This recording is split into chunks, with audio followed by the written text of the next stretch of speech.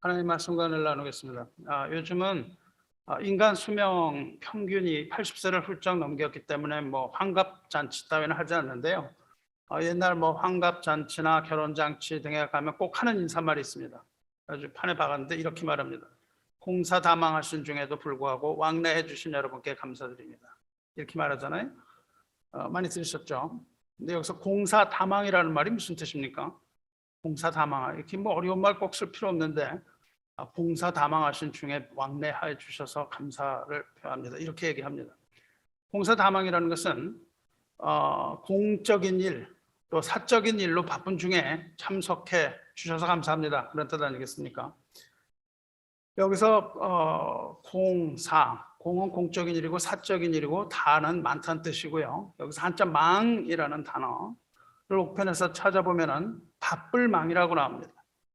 바쁘다, 일이 많다, 분주하다, 어수선하다, 마음이 조급하다 이런 뜻입니다. 이 단어의 한자는요, 마음심, 심장을 나타내는 마음심변에요, 망할 망자를 조합한 글입니다. 그러니까 이 글자의 뜻은요, 바쁘다는 뜻인데 바쁘다는 한자의 의미는요, 마음을 잃었다는 뜻입니다. 즉 사람이 너무 바쁘게 살다 보면 마음의 여유를 잃는다 그런 뜻입니다. 마음을 잃다, 정신줄을 놓는다, 심장이 죽는다 그런 의미입니다. 비슷한 글자로 잊을 망자가 있습니다. 망각할 때 망이요.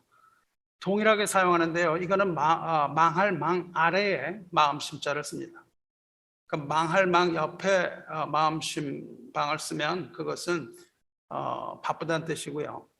그 아래에 마음심을 쓰면 잊어버린다는 뜻입니다. 동일한 의미입니다. 바쁘다 보면 마음의 여유도 잃어버리고 삶의 본질도 잊어버린 채 분주함이 가져다주는 그 삶의 무게와 하루 노동의 쳇바퀴에 중독이 되어서 근심과 고통 가운데 살아가기 마련이다. 그런 뜻입니다.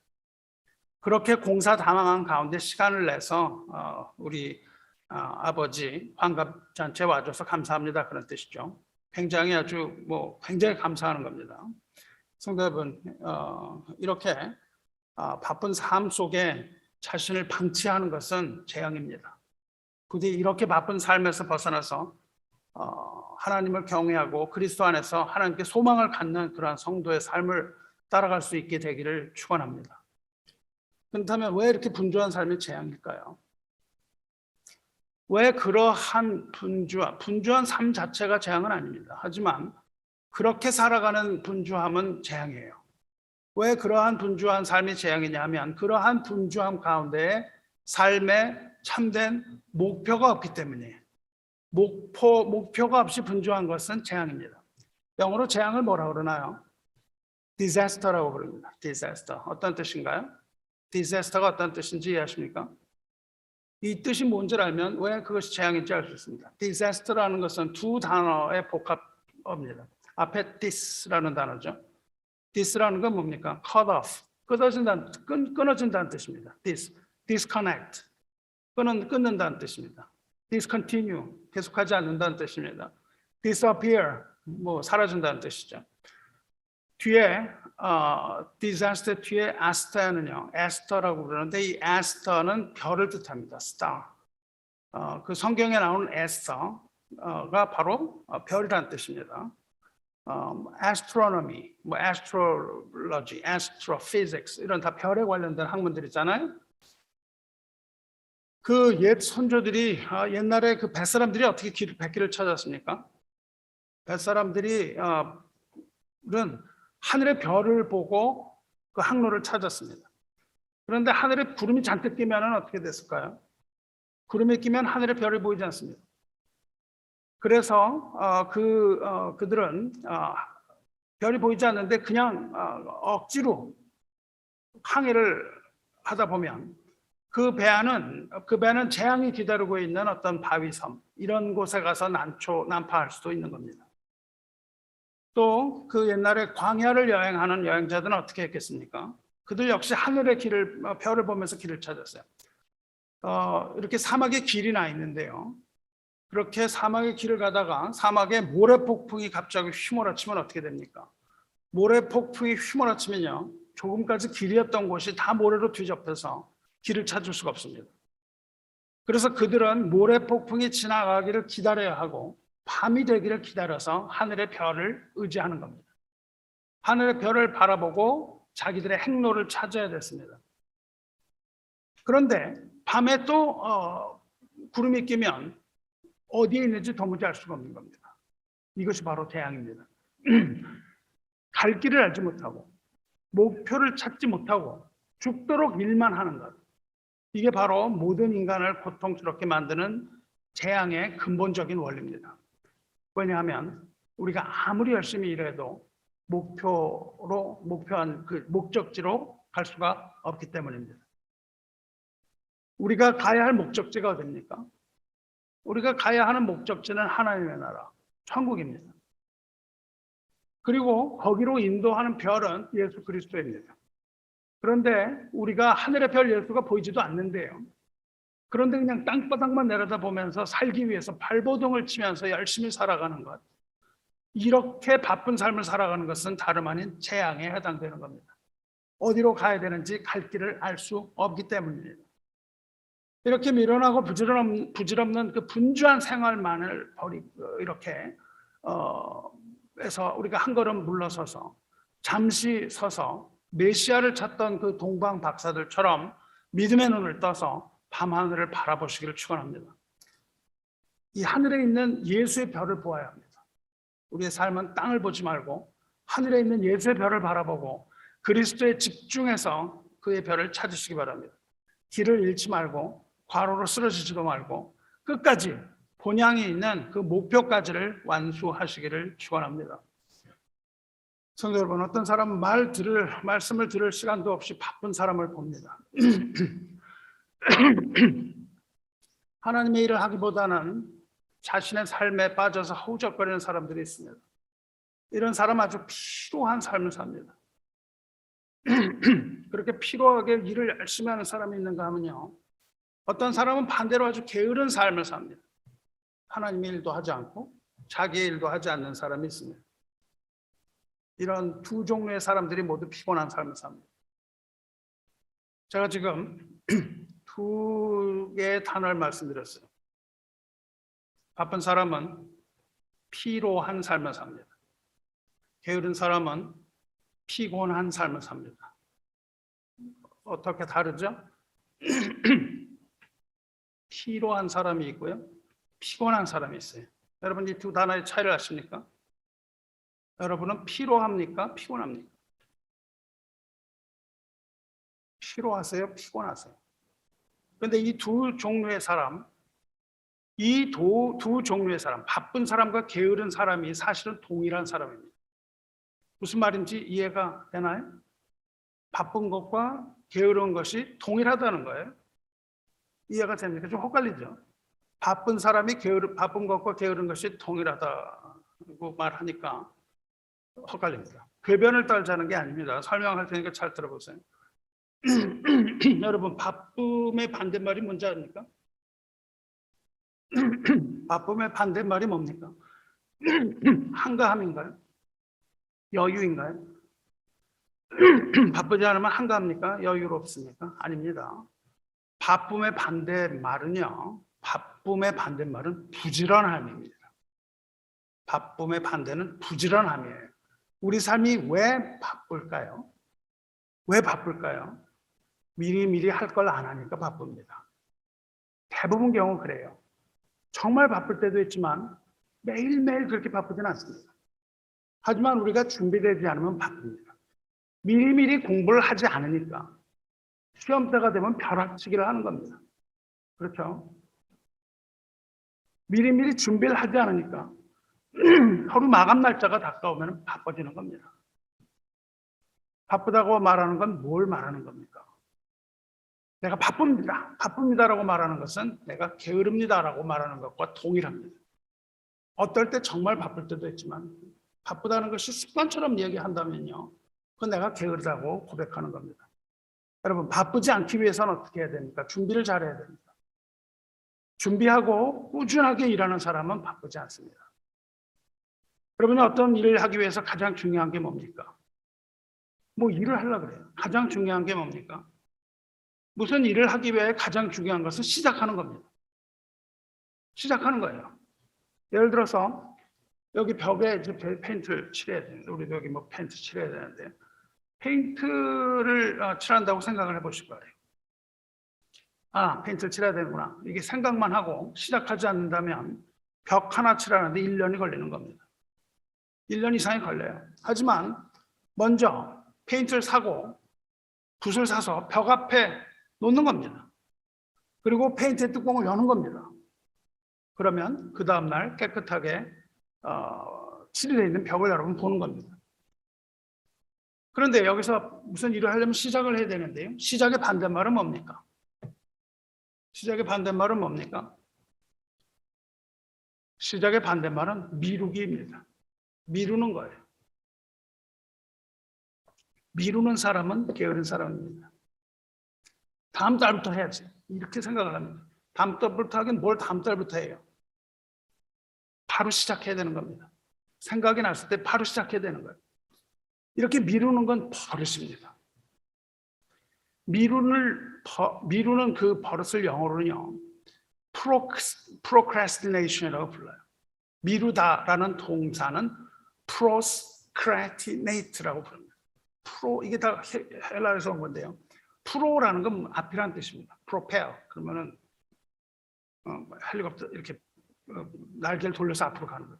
크레스라는 것은 크레스티나라는 것은 그 헬라어는 내일에 속한 것이라는 겁니다. 즉 일을 갖다 모두 내일로 미루는 거예요. 내일로. 그러니까 시작하지 못하는 것은 미루기 때문에 그렇다는 거예요. 이것이 바로 미루기 혹은 우리는 이것을 벼락치기라고 부릅니다. 그러면 여러분 벼락치기는 쉬울까요? 벼락치기 어렵습니다. 일을 미루기 시작하면 어떤 상황이 되는지 아세요? 일을 미루면요, 처음엔 편합니다. 지금 안 해도 되니까. 근데 그것이 부담이 되기 시작합니다. 일을 해야 되는데 하지 않으니까 부담이 돼요. 부담이 되니까 어떻게 됩니까? 부담이 변해서 두려움이 생깁니다. 못하는 거에 대한 두려움이 생겨요. 두려움이 생기면 무엇이 따라오냐면 무기력증이 따라옵니다. 못하는 거예요. 두려워서. 하고 싶어도 못합니다. 마감일은 다가오는데 더 일을 못합니다.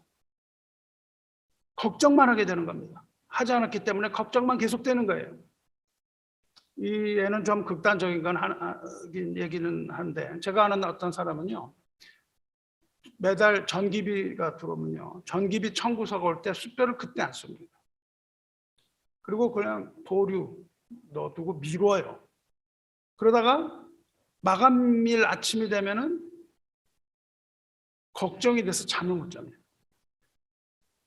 그래서 그걸 두려워서 일어나질 못해요. 믿어집니까? 이게 수표 쓰는 3분이면 되는데요. 그걸 미루는 것이 계속 습관이 돼요. 아침에 일어나질 못합니다. 그래서 아침에 잠을 자고 일어나지 못하는 거예요. 이건 병입니다. 이건 좀 심한 경우예요. 근데 우리가 많은 경우 이렇습니다. 이런 병은 우리가 이해하지 못하지만요, 미루기가 심해지면 이런 증상을 보여요. 그리고 그 후에 우울증으로 변했고 마침내 anxiety disorder, 두려움에 사로잡혀서 병원 치료를 받아야만 했습니다. 여러분 이제 좀 공감이 되나요? 바쁨의 반대는 게으름입니다. 시작을 못하는 거예요. 그러니까 바쁜 사람은 게으른 사람 말합니다. 이제 우리는 바쁘다고 자꾸 말하는 걸 습관적으로 바쁘다고 말하면서 그것이 게으름이라는 것을 자랑하지 말고 우리는 미리미리 준비를 해야 됩니다. 하나님의 일을 먼저 하고 자신의 일을 기도로 준비하는 사람은 바쁘단 말을 하기가 어렵습니다. 바쁜 삶이 아니라요, 목표를 정하는 삶이 되어야 합니다. 목표를 분명히 하고 그 목표를 향해서 하나님의 인도하심을 받으면서 하루하루 주님의 길을 걷는 복된 성도, 기쁨 넘치는 성도가 되시기를 주님의 이름으로 축원합니다. 근데 이게 쉬운 일이 아니죠. 쉬운 일이 아닙니다. 어떻게 이런 삶을 살 수 있는가? 이 비결을 알려드리려고 하는 겁니다. 바쁜 사람과 게으른 사람, 이 두 종류의 유형을 말씀드렸어요. 그런데 바쁜 사람은 어떻다고 했습니까? 피로하다고 했습니다. 게으른 사람은 피곤하다고 말했잖아요. 여러분, 피로합니까? 피곤합니까라고 질문했습니다. 그런데 이 두 사람이 본질적으로 같다고 말했습니다. 그렇죠? 그러므로 피로한 것과 피곤한 것이 동질적인 겁니다. 그런데 두 단어가 다른 거예요. 여러분, 이 두 단어가 어떻게 다를까요? 피로하다. 난 피로합니다. 나는 피곤합니다. 여러분, 어떻게 다를까요? 우리가 자꾸 조는데요. 조는 사람은 피곤해서 좋을까요? 피로해서 좋을까요? 여러분, 뭐 설교 중에 조는데요. 나는 피곤해서 좁니다. 이렇게 말을 해야 됩니까? 아니면 내가 피로해서 좁니다. 이렇게 말씀하셔야 되나요? 어떻게 다릅니까요? 두 단어에 공통적으로 들어가는 피는요, 지치다, 고달프다 그런 뜻입니다. 지치는 거예요, 인생을 살면서. 지치거나 고달픈 삶을 말해요. 근데 그 뒷글자가 달라요. 피로의 로자는요, 노동이라는 뜻입니다. 일을 한다는 뜻이에요. 피로는요. 한자를 보면요, 노동을 한다는 노는요, 불을 두 개 그려요. 지붕 위에 불을 두 개 그리고 그 밑에 힘 역자를 씁니다. 지붕 위에 불을 켜놓고 일을 하는 거예요. 그러니까 피로의 로라는 뜻은요, 노동이라는 뜻은요, 밤에도 등불을 환하게 켜놓고 그 아래서 밤을 지새워서 과도하게 일하는 걸 말합니다. 그러므로 그 의미는 피로는요, 육체적인 피로를 말하는 거예요. 지친다는 뜻입니다. 천삽을 뜨고 허리를 펴기 운동 이런 거 하잖아요. 그러면 천삽 뜨고 허리를 펴면 어떻게 돼요? 피로한 겁니다. 노동으로 인해서 피로한 거예요. 우리 뭐 교회 나와서 아름다운 교회를 만들기 이런 거 하고 뭐 흙을 막 팠단 말이죠. 그러고 나면 피로한 겁니다.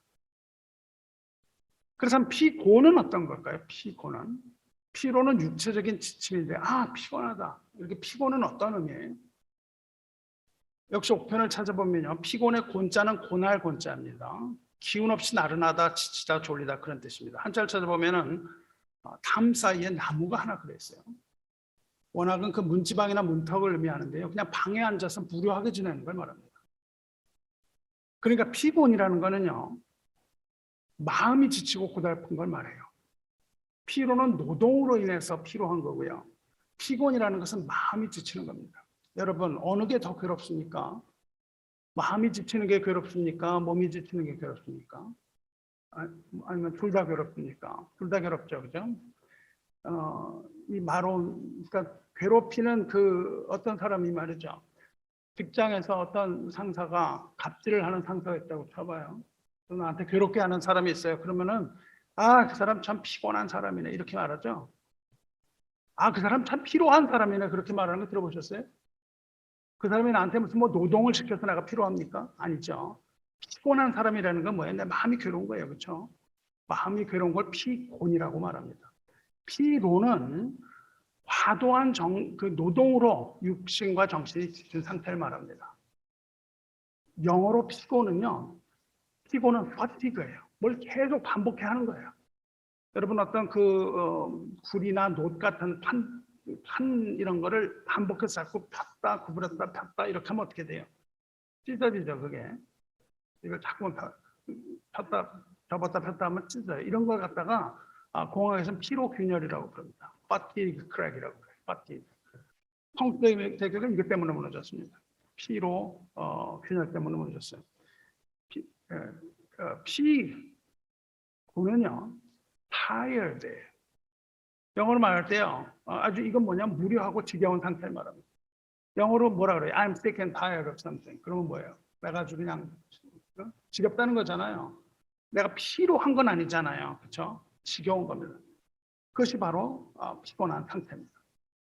그런데 보통 피로와 피곤이 지금 말한 것처럼 양분화되지 않고 같이 옵니다. 이게 보통 같이 와요. 피로할 때 피곤함이 같이 옵니다. 왜 그럴까요? 왜냐하면 바쁨과 게으름이 본질적으로 같기 때문에 그렇습니다. 무료함과 바쁘다는 게요, 서로 아주 다른 두 가지가 아니고 본질적으로 동일하기 때문에 그래요. 그래서 피로와 피곤 또한 바쁨과 게으름으로 오기 때문에 이것이 보통 섞여서 온단 말이죠. 그러면 어떻게 이 문제를 해결해야 됩니까? 여러분 어떻게 피로를 풀죠? 피로를 어떻게 푸나요? 내가 피로해졌어요. 노동으로 피로해졌어요. 어떻게 해야 됩니까? 쉬어야 됩니다. 쉬어야 돼요. 계속 일을 하면 안 됩니다. 너무 바쁜 삶에서 벗어나서 쉬어야 됩니다. 반드시. 그런데 정신적인 피곤에서 벗어나기 위해서는 어떻게 해야 됩니까? 쉬어야 됩니까? 누워서 잠을 청해요? 아니죠. 잠이 안 오죠. 피곤하면 잠이 안 옵니다. 아주 피곤하면 잠이 안 오는 거예요. 걱정이 생기는 겁니다. 아까 말한 것처럼 미루기 때문에 오는 피곤, 게으름 때문에 오는 정신적 노동, 이런 것들이 우리를 피곤하게 만듭니다. 근데 그것은 쉬어도 해결이 되지 않아요. 피곤한 거는 쉬는 걸로 해결이 되는데, 피곤을 해결하기 위해서는 어떻게 해야 됩니까? 피곤을 해결하기 위해서는 여러분이 움직여야 됩니다. 피곤할 때는요, 쉬는 게 아니에요. 누워서 잠을 청하는 게 아니라 정신적인 활동력을 부어 넣어줘야 되는 거예요. 생기를 부어 넣어줘야 피곤이 해결되는 겁니다. 무슨 말인지 아시겠습니까? 그런데 여러분, 이 두 가지가 되게 같이 온다고요. 보통 심신이 피곤해지는 거예요. 그렇다면 해결 방법이 없는 거잖아요. 피고와 피곤이 보통 같이 오는데, 피로를 풀기 위해서는 쉬어야 되고, 피곤을 해결하기 위해서는 생기를 불어넣어야 된다 이 말이죠. 그런데 두 가지를 어떻게 같이 해요? 어떻게 우리가 두 가지를 같이 해결할 수 있습니까? 없잖아요. 세상에 그런 것은 없습니다. 쉬면서 행동하는 게 어디 있어요? 쉬면 쉬는 거고, 행동하면 행동하는 거고, 이런 거지. 우리가 어떻게 거기에서 벗어날 수 있습니까? 그러면 우리가 어떻게 해야 되는 거예요? 재앙이라 그 말이에요. 거기에 우리를 맡겨버리면 재앙이란 말이죠. 그런데 방법이 있다는 겁니다, 여러분. 쉬면서 행동하는 방법이 있다는 거예요. 지금 뭡니까? 그걸 얘기하려고 하는 겁니다. 이 일에 대해서 오늘 읽은 시편 120편이 말씀해주고 있는 겁니다. 시편 120편이 그 해결 방법을 말해주는 거예요. 120편 1절에 이렇게 되어 있습니다. 여호와께서 집을 세우지 아니하시면 세우는 자의 수고가 헛되며 여호와께서 성을 지키지 아니하시면 파수꾼에 깨어 있으며 헛되도다. 여기서 집을 세운다는 것은 상징적으로 우리 모든 계획을 말합니다. 뭘 하는 거예요. 여러분은 집을 세우기 위해 그렇게 노력하잖아요. 그 집을 세운다는 상징적인 의미를 가져요. 그러니까 우리의 모든 계획, 즉 성공을 향한 어떤 노력을 말합니다. 집을 짓다가 말면 안 되잖아요. 그죠? 벽만 만들면 그게 무슨 집이에요. 또 바닥만 있으면 무슨 집입니까? 완전하게 완성이 돼야 된 집이죠. 그러니까 우리가 그것을 계획해서 열심히 그것을 지어야 됩니다.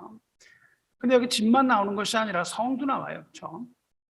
성이라는 것, 성읍 또한 계획과 성공을 말합니다. 우리가 추구하는 거예요. 집과 성은 조금 달라요. 집은 뭐냐면 우리의 가정, 즉 개인적이고 사적인 일입니다. 그리고 성은 사회적이고 국가적인 일이겠죠. 그러니까 열심히 집을 세우고 열심히 성을 세운다. 이게 뭡니까? 열심히 집을 세우고 열심히 성을 지킨다는 게 이게 뭐예요? 한자어로. 공사다망입니다. 공사다망. 자기 집을 세우려고도 하고 또 어떤 공동체 어떤 걸 하려고 하고. 그러니까 공사다망한 가운데 참석해 주셔서 감사하다잖아요. 우리가 집을 짓고 성을 짓려고 하는 것인데 이건 뭡니까? 그 말을 할 때마다 우리는 우리 삶이 얼마나 공사다망하냐, 우리가 얼마나 바쁜 사람들이냐, 이걸 계속 고백하고 있는 거 아닙니까? 사랑하는 성도 여러분, 그런데 성경은 이 집을 세우는 것도 헛되고 성을 지키는 것도 헛되다고 말하고 있는 겁니다. 정말 헛될까요? 뭐 집을 짓는 건 헛된 거예요? 성을 세우는 건 헛된 겁니까? 이 시는요, 성전에 올라가는 노래라는 제목이 붙어 있습니다.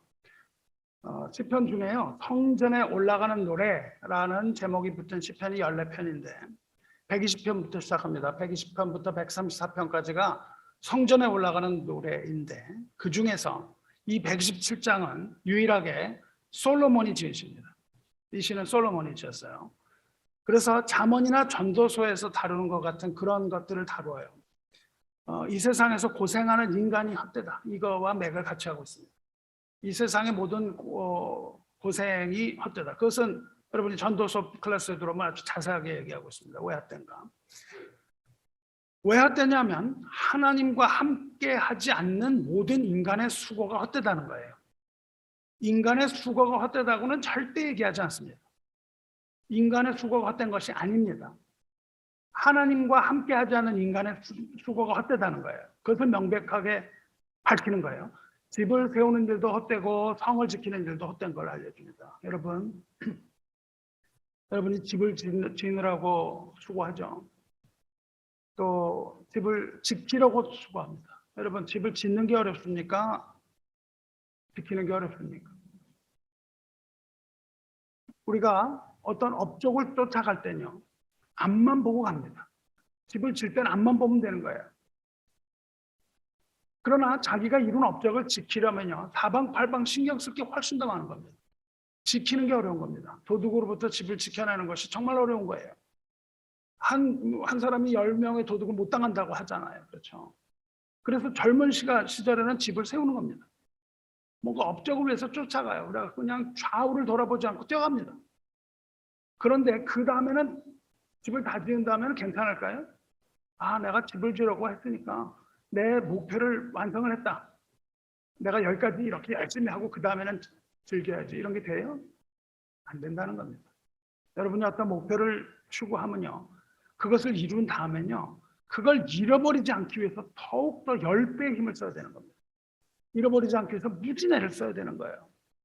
그래서 전도서 3장 9절 이렇게 말하죠. 일하는 자의 수고로 말미암아 무슨 이익이 있으랴. 하나님이 인생들에게 노고를 주사 애쓰게 하신 것을 내가 보았노라. 또 여기서 본서는요, 이 시편은요, 그토록 고생하는 것이 모두 헛되다고 알려줍니다. 너희가 일찍이 일어나고 늦게 누우며 수고의 떡을 먹음이 헛되도다. 이 말은 아침 일찍 수고하러 나가고 저녁 늦게까지 일하는 것이 헛되다는 겁니다. 어떤 경우에? 하나님이 없는 경우에. 하나님이 없이 그렇게 하면 아침에 일어나는 것이 헛됩니까? 아닙니다. 아침에 일어나서 일하러 나가야 됩니다. 밤늦게까지 일하는 것이 헛됩니까? 열심히 자기 일을 해야 됩니다. 분명한 사실입니다. 우리 노동은요, 아주 신성해요. 그렇게 노동해야 됩니다. 하지만 하나님이 없이 그렇게 하는 것은 헛되다는 겁니다. 아침부터 일찍부터 밤까지 일하는 결과는 무엇입니까? 하나님 없이 일하는 결과는 피로입니다. 피로예요. 수고의 떡을 먹어요. 수고의 떡을 먹는다는 건요, 열심히 일을 해서 피로에 지친 노력의 떡을 먹는다는 겁니다. 좋은 걸까요? 나쁜 걸까요? 좋은 겁니다. 자기가 수고해서 먹어야 돼요. 일용할 양식은, 하지만 일용할 양식이 하나님으로부터 온다는 것을 망각한 채 하나님이 없이 모든 것이 자기 노력으로 얻었다고 생각하면서 먹는 빵, 그걸 말하는 겁니다. 그것은 결국 유익을 주지 못하고 허무한 거예요. 결국 그렇게 모은 재물은 어떻게 되는 겁니까? 그것은 타인에게 물려주게 되는 거라고 말하고 있어요. 두 손에 쥔 건 모두 다 놓고 가게 된다고 말합니다. 이러한 삶을 사는 자는요, 마치 다람쥐가 쳇바퀴 도는 것 같습니다. 매일매일 삶이요. 하나님의 말씀 듣거나 이럴 여유가 없습니다. 시간이 없어요. 기도 드릴 시간 없습니다. 그리고 마침내는 하나님과 점점 멀어지게 되는 거예요. 그러다가 어떻게 됩니까? 이 고생하고 있는 이 세상에 자신을 함몰시키는 겁니다. 거기에 그냥 떨어져 버리는 거예요. 그러면 그 다음에 두려움이 들어와요. 두려움이 들어옵니다. 미래에 대한 두려움이 들어오고 걱정이 들어와요. 그래서 두려움과 걱정에 치이는 겁니다. 그래서 치열한 세상을 사는 거예요. 치열하지만 헛된 세상.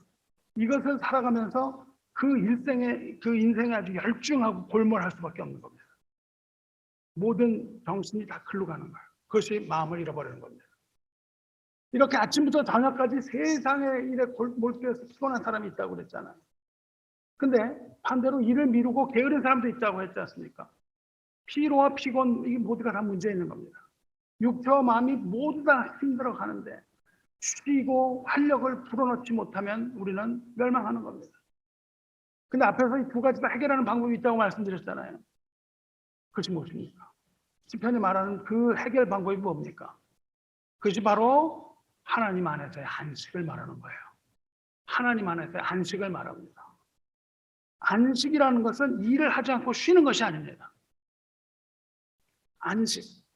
안식은 일을 멈추는 것이 아니라 하나님 안으로 들어가는 것을 말해요. 그것을 시편에서는 사랑하시는 자에게 잠을 주시는 도다 하는 겁니다.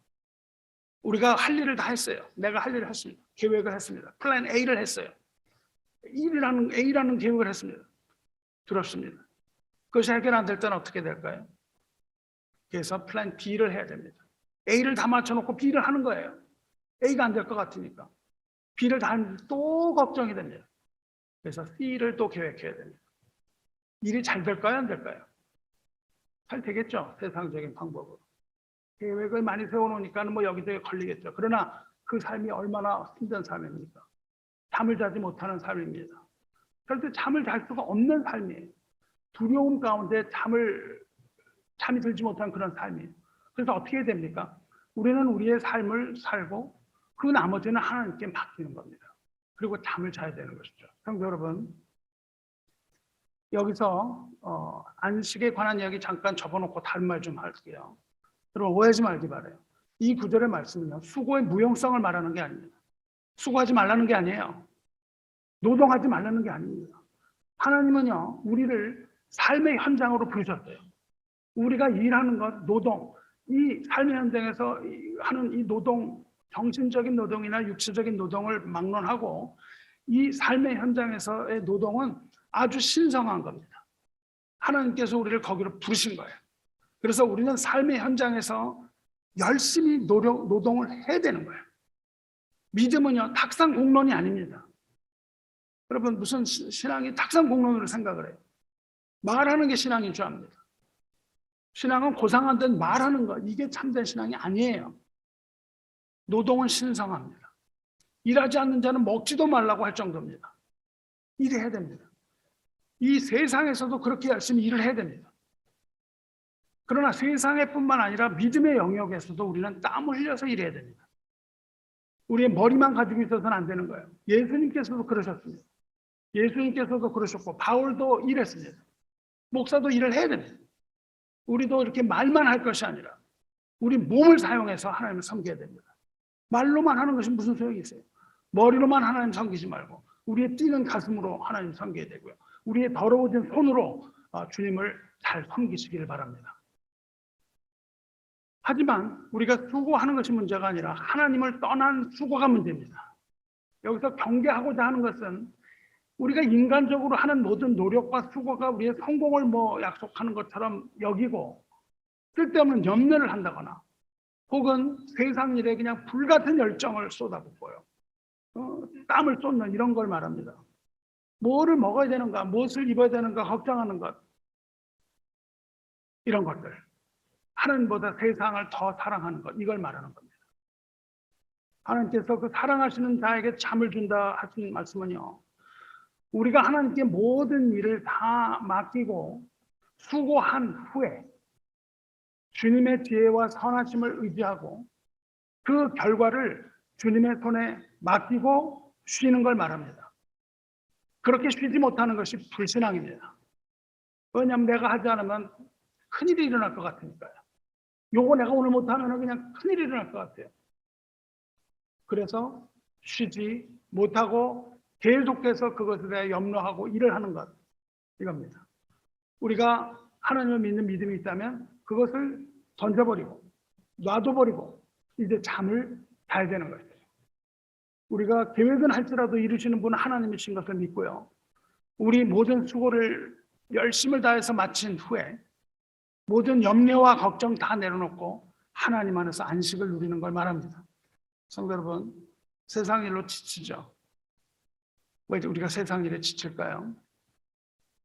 우리가 왜 세상 일에 지치냐 하면 우리가 거기에 집착하고 있기 때문입니다. 이 일을 이루지 못하면 어떻게 될 것 같아서 헛된 근심 걱정, 그래서 하나님을 뒤로 하기 때문에 그래요. 그래서 세상 일을 하나님 없이 계속하면 뭐가 쌓여요? 피로가 쌓이는 겁니다. 피곤이 쌓이는 거예요. 세상 일로 피로합니까? 안식이 필요한 거예요. 세상 일로 피곤합니까? 생명력 있는 활동, 즉 안식이 필요합니다. 이 두 가지 모두에 다 안식이 필요한 거예요. 쉼과 더불어서 생명의 활력을 주시는 것, 이것이 바로 안식이에요. 안식은 그냥 거저 누워있는 게 아닙니다. 게으르게 누워있는 게 안식이 아닙니다. 안식이란 건 우리 마음에 기쁨이 솟아나고요. 우리 마음 가운데 활력이 부어지고요. 우리 마음 가운데 그 피로가 다 날아가 버리는 거예요. 이게 안식을 말하는 거예요. 그 안식이 무엇입니까? 안식이라는 것, 하나님과 함께 있는 걸 말합니다. 어떤 사람 말합니다. 세상 일로 그냥 피곤해 죽겠는데 무슨 교회 모임을 가냐. 착각을 하는 겁니다. 참으로 교회가 필요한 사람은요, 수고하고 무거운 짐진 자예요. 수고하고 무거운 짐진 자에게 교회가 필요합니다. 수고하고 무거운 짐지지 않은 자에게 무슨 교회가 필요해요? 그냥 살면 되지. 말씀을 들어야 하는 사람은 누굽니까? 말씀을 들어야 하는 사람은 세상 목표를 향해서 뛰다가 피로해진 사람입니다. 세상 목표를 향해서 뛰다가 피로해진 사람이 말씀을 들어야 되는 거예요. 정작 기도해야 되는 사람은 누구예요? 이 세상의 허무한 것들 때문에 곤고하고 피곤해진 사람입니다. 그러한 사람들에게 기도가 필요한 거예요. 이 세상에서 그냥 다 아무 걱정이 없는데 무슨 기도가 필요합니까? 그런 사람에게 교회가 필요하고, 그런 사람에게 말씀이 필요하고, 그런 사람에게 기도가 필요한데, 거꾸로 세상 일 때문에 내가 그런 것들을 다 멀리 한다면 이것은 어리석은 일입니다. 그렇게 어리석은 일이 없어요. 하나님의 사람들은요, 말씀 없이 살 수가 없고 지쳐서 쓰러질 수밖에 없습니다. 왜냐하면 하나님의 말씀이 생명의 양식이니까요. 양식을 안 먹는데 어떻게 우리가 배부르요? 그런 사람들은 기도가 없어서 버틸 수가 없습니다. 왜냐하면 생명의 호흡이니까요. 호흡을 하지 않고 어떻게 살아갑니까? 그런 사람들은 찬송 없이는 서 있을 수가 없는 거예요. 곡조가 있는 이 기도니까 그렇습니다. 성령 충만함이 없이 견디질 못합니다.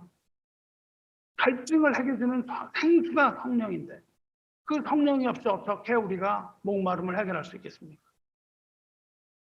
이런 것들을 근데 우리가 하루 일과가 피곤하다고 침대에 누워서 푼다고요? 천만의 말씀입니다. 피로는 풀어질지 몰라도 피곤이 풀리지가 않기 때문에 그렇습니다. 믿지 않는 사람들은 그렇게 착각할 수 있습니다. 그 사람들에게는 방법이 없어요. 근데 거듭난 하나님의 자녀들은 그렇게 하면 안 된다는 겁니다. 그럴수록 하나님으로부터 힘을 얻어야 돼요. 아무리 우리가 하루 일로 힘들고 피곤해도 하나님의 말씀이 선포되는 곳에 나와서 그 말씀을 들음으로써 그 피로를 다 날려버릴 수가 있다는 거예요. 인생의 문제들로 이 피곤함이 쌓여도 하나님의 집에 나와서 같이 기도할 때 그 피곤이 날아가는 법입니다. 여러분이 잘 아는 복음 전도자 빌레 그라함 목사가 80회 생일을 맞았을 때요.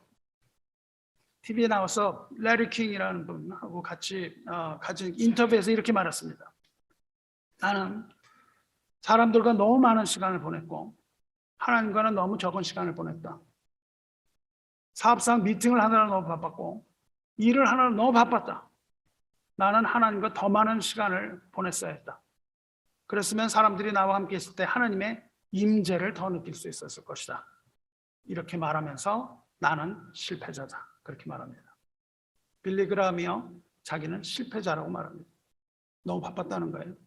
그렇습니다. 하나님의 자녀에게 있어서 하나님의 임재 안에 있는 것이 축복이고 그것이 바로 성공입니다.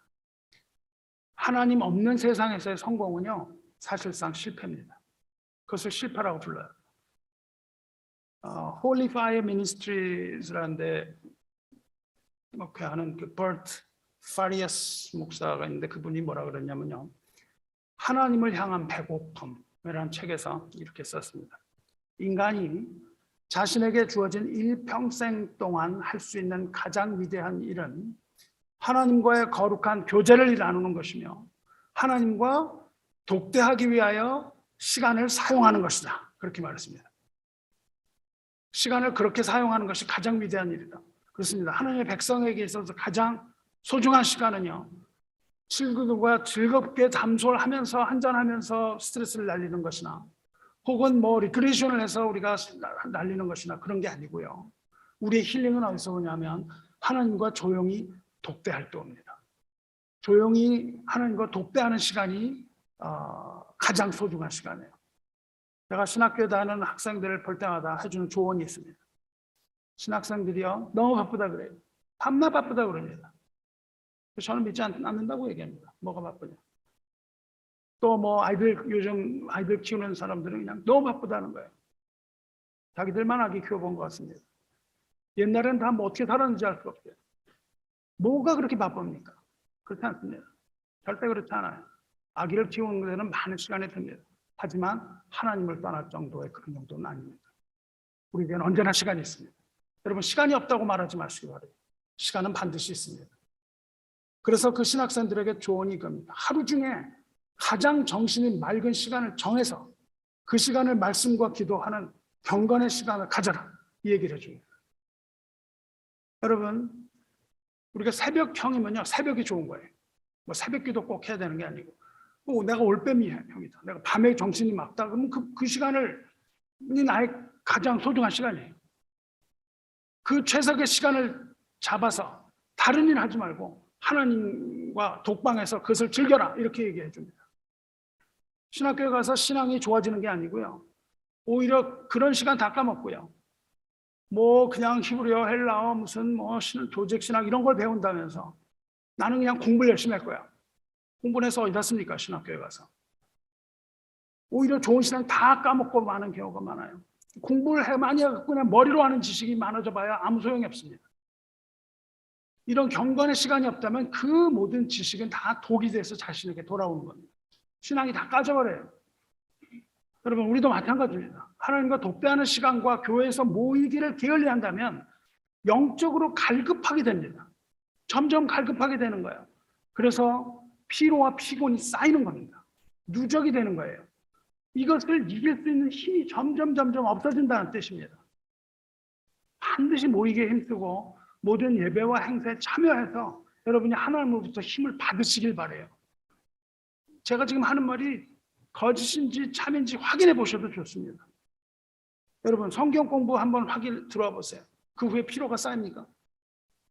야, 이건 정말 지루하고 재미없고 이거 그냥 뭐 피곤하네, 그냥 내가 이거 피곤하네, 목사님 그냥 피곤한 분이야, 이래요? 예배 후에 그냥 피곤해져요? 피로해집니까? 예배 드리면? 아니면 반대인지 여러분 확인해 보시기 바라요.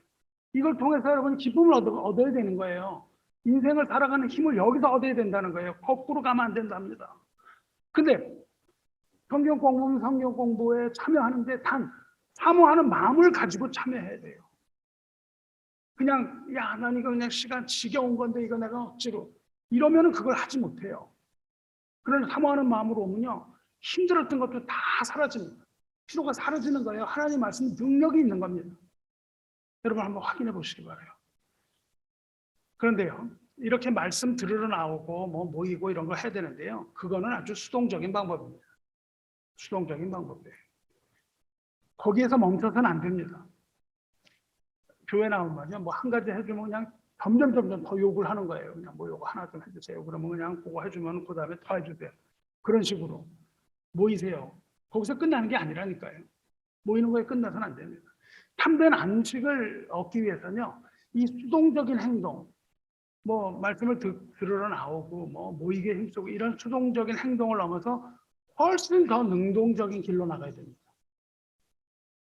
참된 안식이라는 건 하나님과 함께 있는 거예요. 하나님과 함께 있는다는 것은 하나님의 임재를 말합니다. 어마어마한 겁니다. 그리고 하나님의 임재 가운데 있다는 것은요, 곧 성령의 충만함을 의미합니다. 우리가 그냥 그렇게 모여 나가는 게 아니라요, 성령 충만함을 받아야 돼요. 그러므로 참된 하나님 안에서의 안식이라는 거는요, 성령의 충만함을 이루는 걸 말해요. 여러분이 성령의 충만함을 받아야 이 모든 피로와 피곤이 다 날아가는 겁니다. 이것이 바로 오늘 읽은 에베소서 5장 말씀이에요. 5장 15절에 그런즉 너희가 어떻게 행할지를 자세히 주의하여 지혜 없는 자같이 하지 말고 오직 지혜 있는 자같이 해요. 무슨 말이냐면요, 어떻게 해야 하는지 잘 살펴보라는 거예요. 뭘 해야 되는가, 이걸 잘 살펴보라는 겁니다. 두 사람을 얘기해요. 하나는 지혜 없는 자, 어리석고 미련한 사람 말합니다. simple minded, 마음이 단순하다는 거예요. 아무 생각이 없다는 거예요.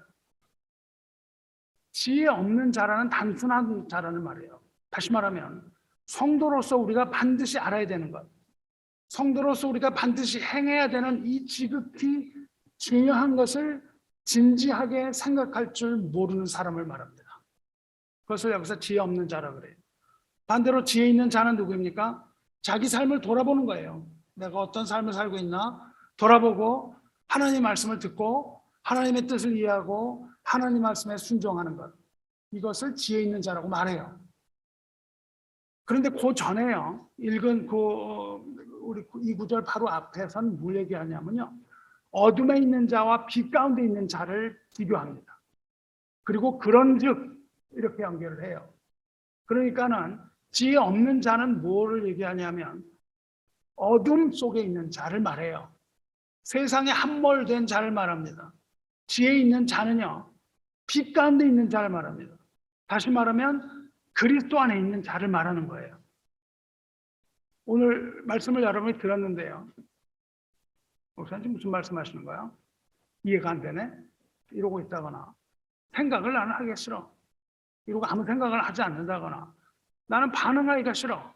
그리고 반응을 하지 않는다거나 그냥 지나가는 나를 지혜 없는 자라고 말하는 겁니다. 그런 자는 어둠의 집중을 계속해서 한다는 말을 하고 있어요. 오직 우리는 말씀을 실천함으로써 지혜 있는 자같이 빛으로 주님 앞으로 나오시기를 축원합니다. 그리고는 16절로 이어져요. 16절에는 뭐라고 그럽니까? 세월을 아끼라 때가 악하니라. 세월을 아끼라는 말은요. 돈을 지불하고 세월을 산다는 뜻입니다.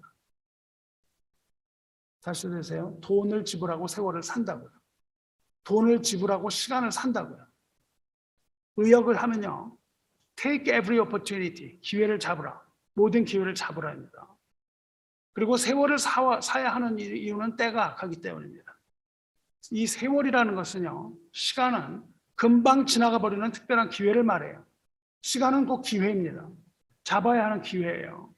다시 말하면 허송세월하지 말고 귀중한 시간을 잡으라는 겁니다. 여러분, 우리가 어떻게 합니까? 돈을 들여서 시간을 사십니까? 아니면 시간을 들여서 돈을 법니까? 여러분 어느 걸 하고 계세요? 돈을 들여서 시간을 법니까?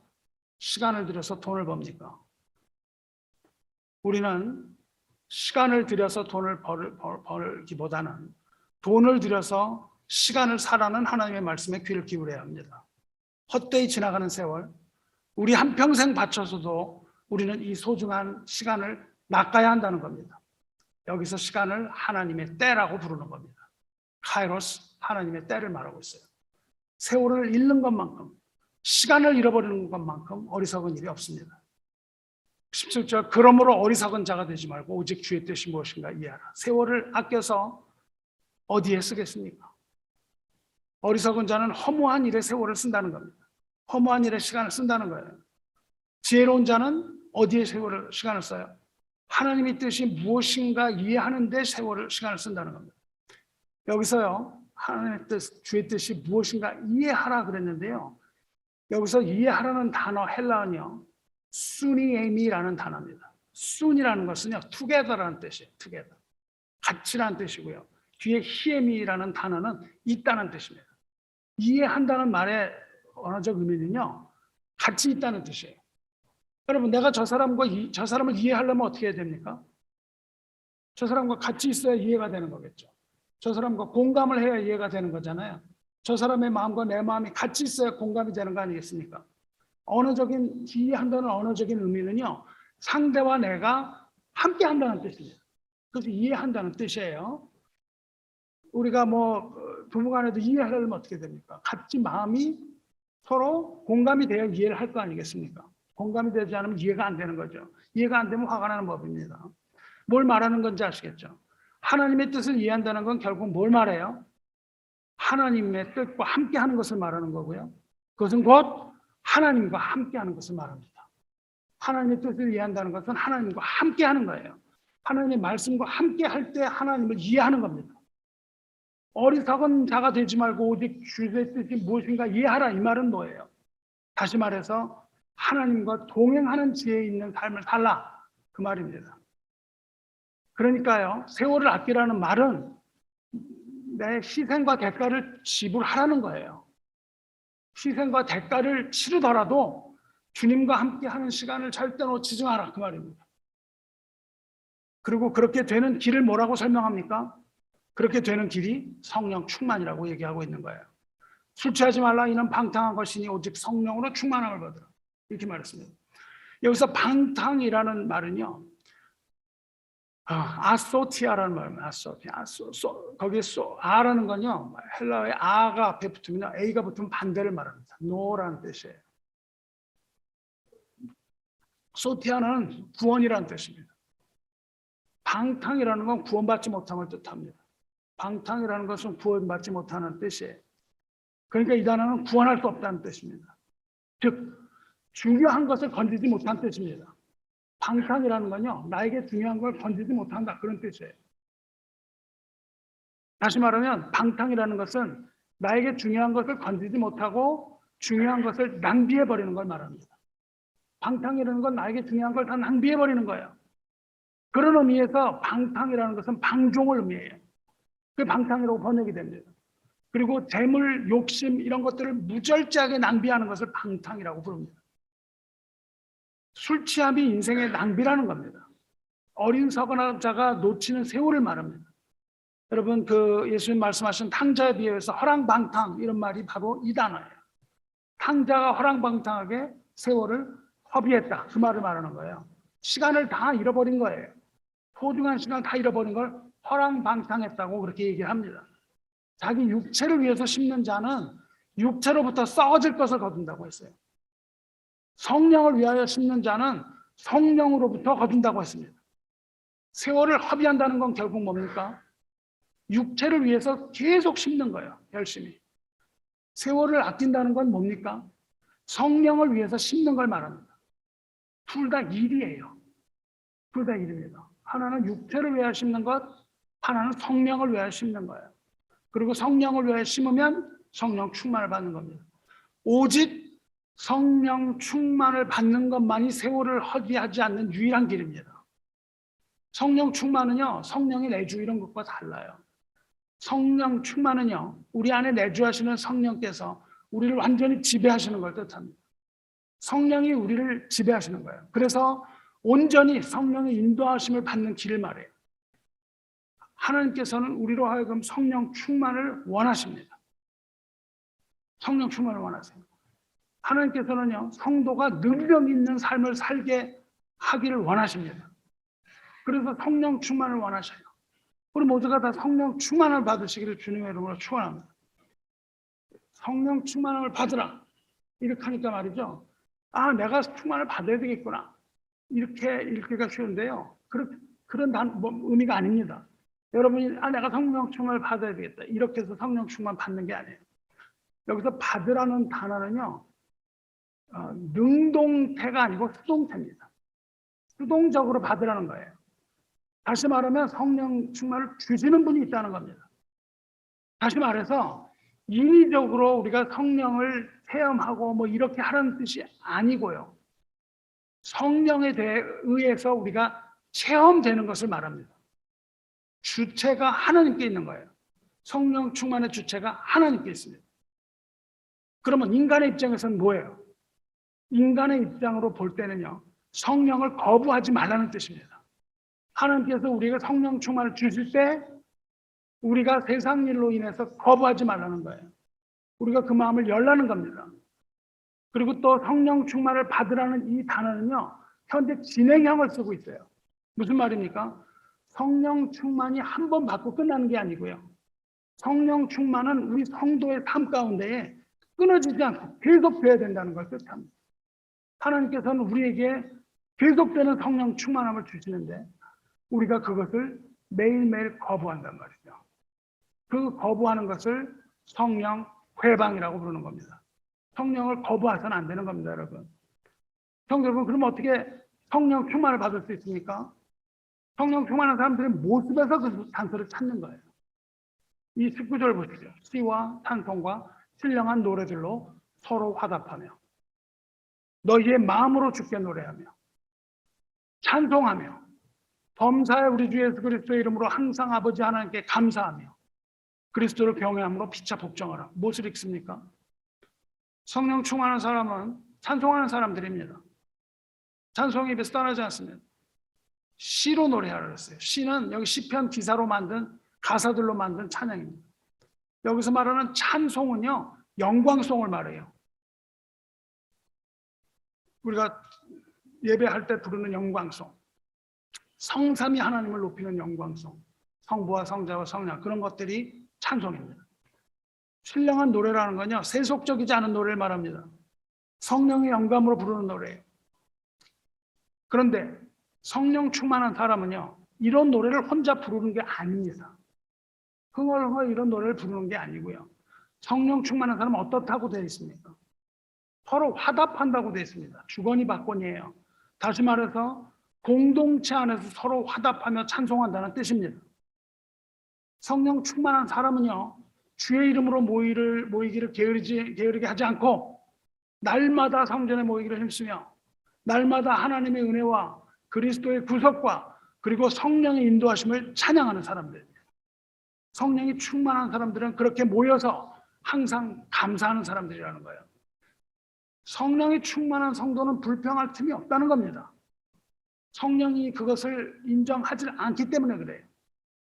어떤 환경에 처하더라도 불평이 아니라 하나님의 임재와 하나님의 은혜와 그리고 하나님의 인도하시는 하나님의 그 선한 뜻을 깨닫고 늘 감사드리는 삶을 사는 겁니다. 그것이 성령 충만의 증거예요. 그리고 마지막으로 그리스도를 경외하는 사람들이라고 했어요.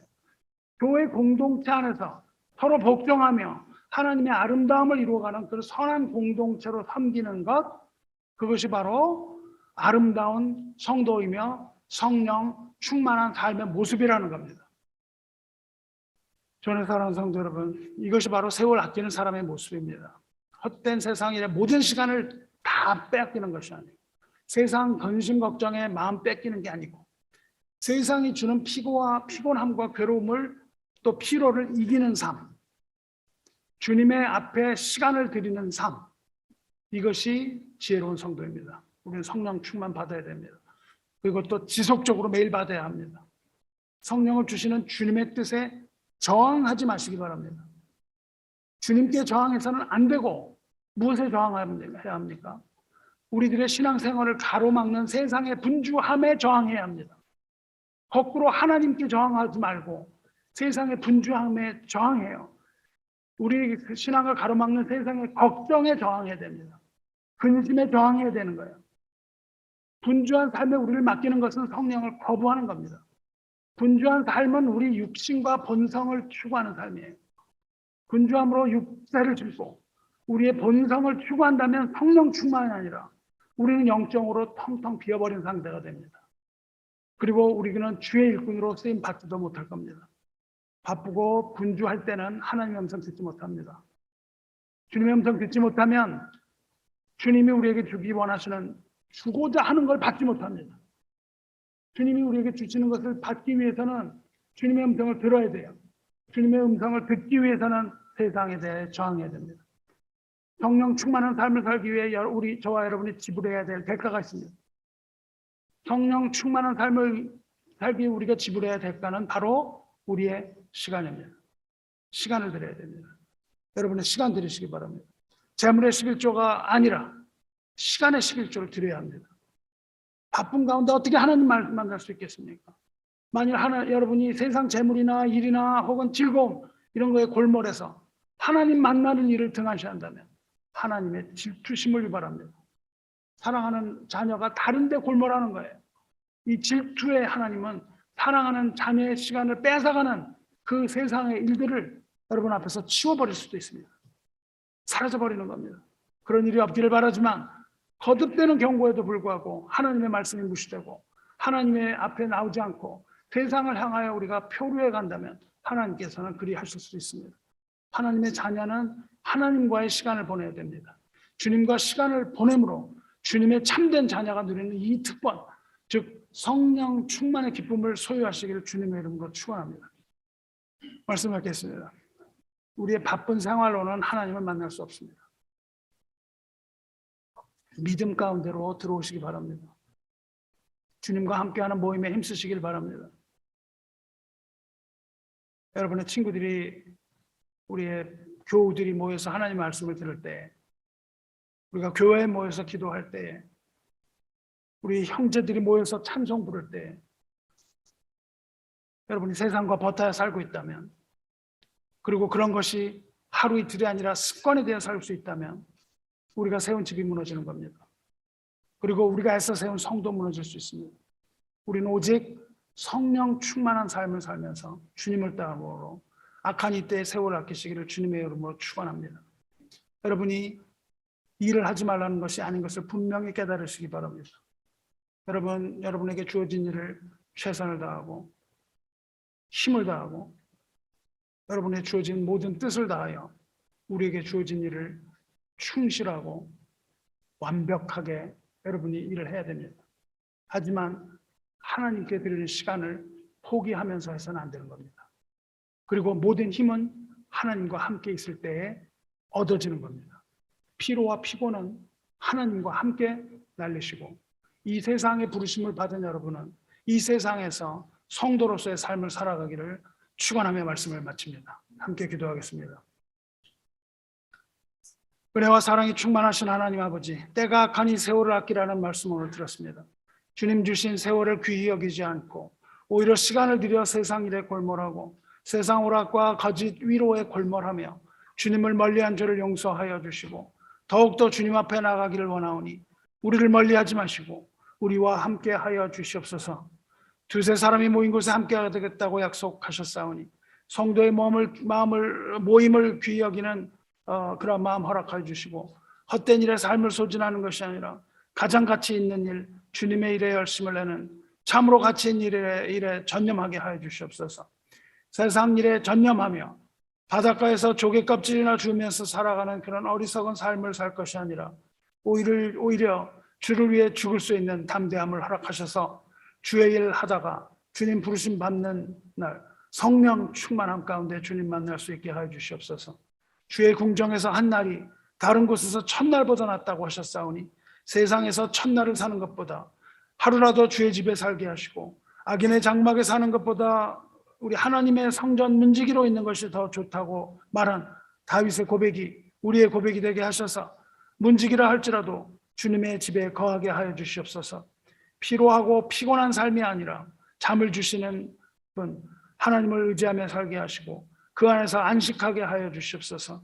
영적인 쉼과 생명의 활력을 불어넣어 주심으로 피로와 피곤이 모두 날아가게 하시고 사슴이 뛰노는 것처럼 주 안에서 즐거움을 누리게 하여 주시기를 앙망하나이다. 이 모든 것을 다 주기를 원하시는 사랑의 주님, 우리 주 예수 그리스도의 능력의 이름으로 감사하며 기도드리옵나이다. 성령 충만 허락하여 주시옵소서. 아멘.